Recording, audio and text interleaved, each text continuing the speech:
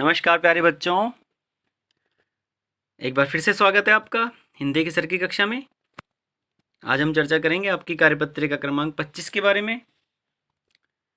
चलिए शुरू करते हैं।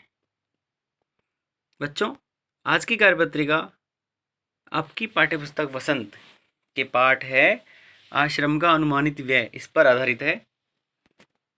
महात्मा गांधी से संबंधित पाठ है। प्यारे बच्चों, क्या आपने कभी किसी समारोह जैसे जन्मदिन, पिकनिक आदि का आयोजन किया है?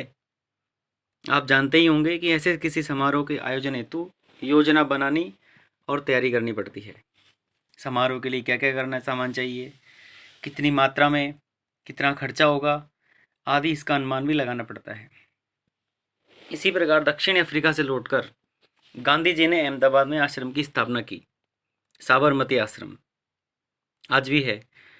उसके प्रारंभिक सदस्यों तथा सामान आदि का विवरण हमें आश्रम का अनुमानित व्यय नामक पाठ में मिलता है।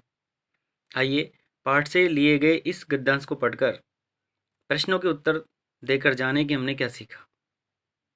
आपका गद्यांश है, आरंभ में संस्था अर्थात आश्रम में 40 लोग होंगे।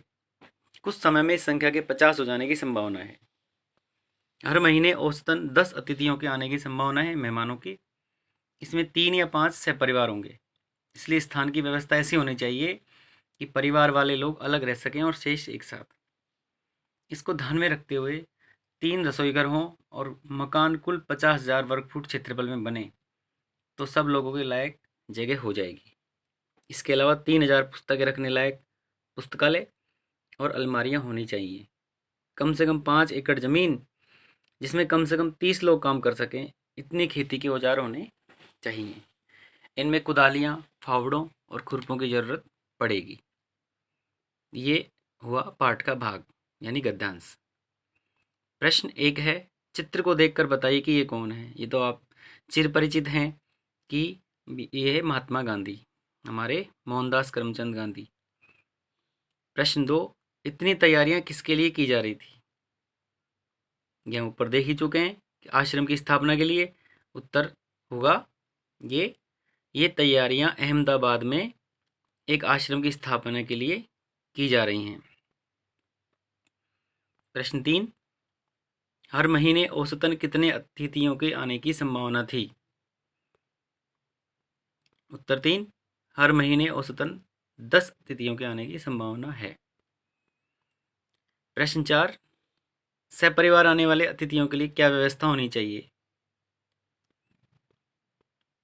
सहपरिवार आने वाले व्यक्तियों के लिए रहने के लिए अलग से व्यवस्था होनी चाहिए। अंतिम प्रश्न है, गतिविधि पर आधारित प्रश्न है, क्या आपने कभी बागवानी से संबंधित कार्य किया है, गार्डनिंग अथवा किसी खेती को करते हुए देखा है? पहले लिखना है हाँ हमने किया है, हाँ हमने खेती करते देखा है।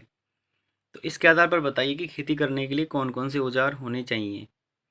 तो खेती करने के औजार जो होते हैं उनकी सूची हमें बनानी है। कुदाल, फावड़ा, खुरपी, हल, हंसिया, दराती। इसके अलावा और सामान हो सकते हैं, आप पता करके लिख सकते हैं। बच्चों, ये होगी हमारी कार्यपत्रिका पर चर्चा। और वीडियो कैसा लगा मुझे आप ज़रूर बताएं। मिलेंगे अगली कार्यपत्रिका की वीडियो में। तब तक के लिए नमस्कार।